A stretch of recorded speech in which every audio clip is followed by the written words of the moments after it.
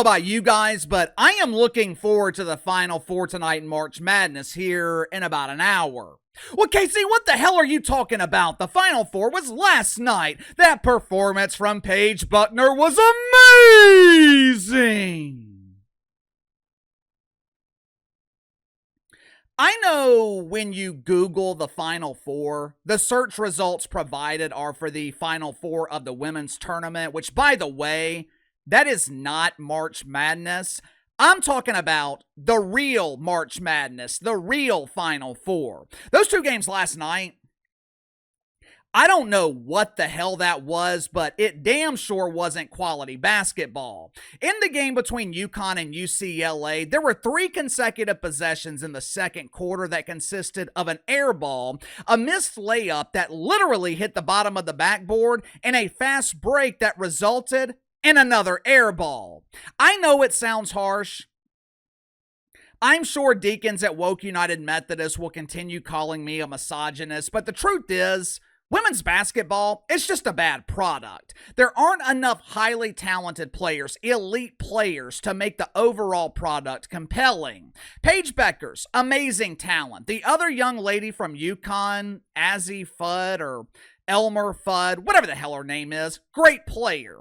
But for every 1 or 2 great elite players, there's 100 bad players, which makes the overall product painfully boring, especially when compared to the men. But anyway, I am looking forward to the Final Four tonight. If you're a casual viewer of college basketball, which I would assume is well over 90% of the audience for March Madness, if you're a casual viewer, you couldn't ask for a better Final Four. All 4 number 1 seeds are competing against each other. I know CBS is thrilled because they're presenting the best 4 teams in the country. Florida, Auburn, an old school SEC rivalry on the biggest stage. Houston, Duke, the soon-to-be number 1 pick in the NBA draft, 2 wins away from winning a national championship. If you're a fan of sports, what more could you ask for?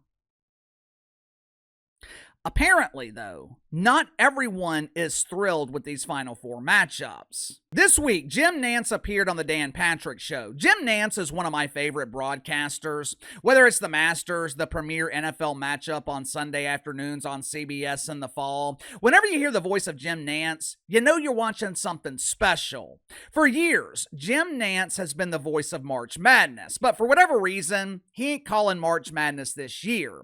He's also very concerned about the future of the tournament and the future of college basketball in general. According to Jim Nantz and Dan Patrick, college basketball, March Madness as we know it, it might not exist in another 15 years.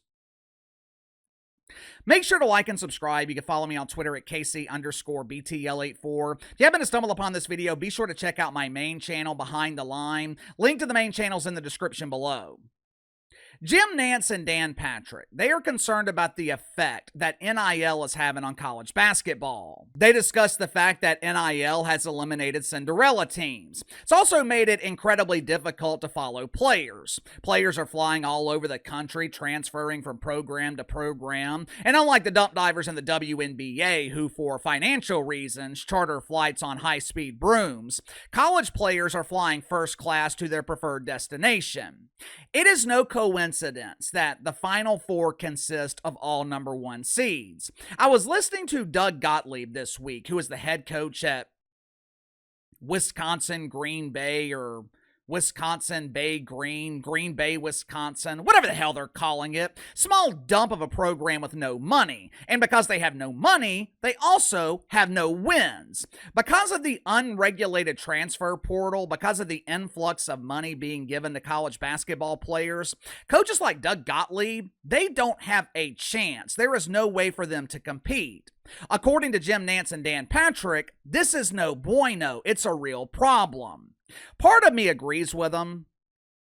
Part of me understands where they are coming from. One of the reasons that March Madness has always been so special is because you never know what's going to happen. A 16 seed like Southeast Wiener State, they could upset Duke in the first round. Mid-major programs like VCU or George Mason, they could make a magical run to the Elite Eight.